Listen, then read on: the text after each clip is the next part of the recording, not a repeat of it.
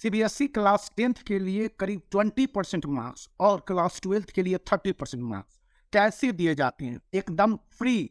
तो यह फ्री कैसे होता है, स्टूडेंट को किस तरह से मार्क्स मिलते हैं, कौन कौन सी परेशानियां होती है, और इन सब से बढ़कर इन मार्क्स को लेकर पेचीदगियां क्या आती हैं। स्कूल के द्वारा दे दिए गए मार्क्स से पूरे मार्क्स होते हैं या इनमें कुछ गड़बड़ियां भी आती हैं, होती हैं। तो सबसे पहले सीबीएसई क्लास 10th के लिए देख लीजिए। Hindi 20 marks, English 20 marks, social study 20 marks, math 20 marks और साइंस 20 मार्क्स। 100 मार्क्स है मिलने, जो प्रैक्टिकल और प्रोजेक्ट पर डिपेंडेंट है। तो क्या स्कूल ने किसी स्टूडेंट को 100 आउट ऑफ 100 भेज दिया, मतलब 20 तो उसको मिल गए 20%, मतलब कि 20% मार्क्स?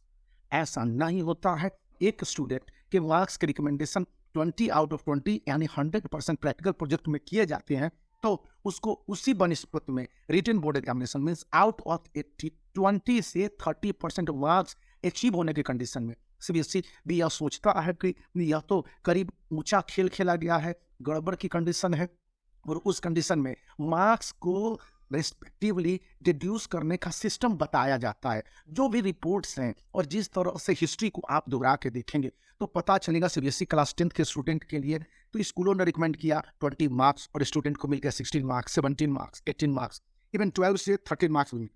ऐसा क्यों हो रहा है? क्योंकि स्टूडेंट के अगर बोर्ड एग्जामिनेशन में उतने मार्क्स नहीं आए तो यह मान लिया जाता है कि ये जो मार्क्स दिए गए वो मार्क्स एक्सएजरेटेड मार्क्स थे और उस मार्क्स में डिडक्शन और रिडक्शन हो जाती है। यही बात क्लास 12th के लिए भी हो जाती है। साइंस स्ट्रीम वाले के लिए 30-30-30, दो सब्जेक्ट में तो फिजिक्स केमिस्ट्री बायोलॉजी में 30-30-30 होते हैं। अब वो म्यूजिक का पेपर है या फाइन आर्ट्स है या फिर फिजिकल एजुकेशन है, तो इन सब में जो स्कूलों के द्वारा रिकमेंड किए जाए मार्क्स है 30 मार्क्स है, इवन 70 मार्क्स तक, कंप्यूटर में 50 मार्क्स है। तो ये जो पूरा का पूरा मार्क्स दे देने का सिस्टम है उसमें बहुत सारे पेच होते हैं, क्योंकि स्टूडेंट अगर बोर्ड एग्जामिनेशन रिटन फॉर्मेट में मार्क्स उतने उस पेपर में नहीं प्राप्त कर पाता है और उसके प्रैक्टिकल प्रोजेक्ट में पूरे मार्क्स दे दिए जाते हैं तो कई तरह के क्वेश्चन मार्क आ जाते हैं। और क्लास 12th में तो फेल पास का सिस्टम है कि आपके प्रैक्टिकल या प्रोजेक्ट में 100 आउट ऑफ 100% मार्क्स दे दिए गए, यानी 20 आउट ऑफ 20 या 30 आउट ऑफ 30 या 70 आउट ऑफ 70, 50 आउट ऑफ 50। उस कंडीशन में और रिटन बोर्ड एग्जामिनेशन हो गए, उसमें स्टूडेंट के 10% मार्क्स, 12% मार्क्स आ गए तो वे फेल मान ली जाती है।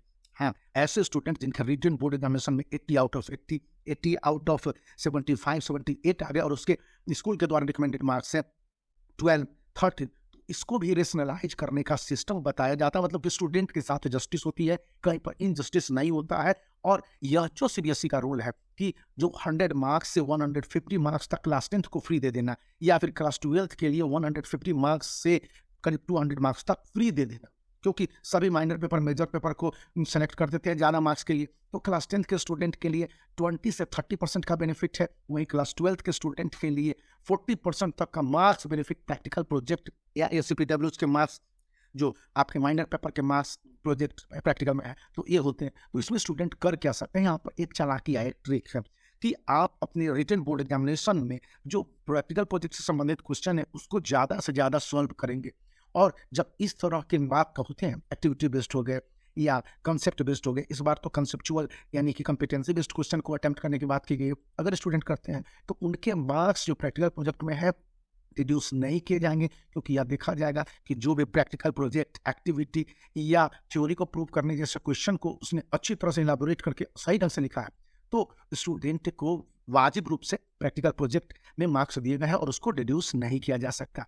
नहीं तो ऐसे मार्क्स पर खतरे हैं। समझ में आई ना मेरी बात? तो इस वीडियो को लाइक करने के साथ चैनल को सब्सक्राइब करके रखिए। Bye for now.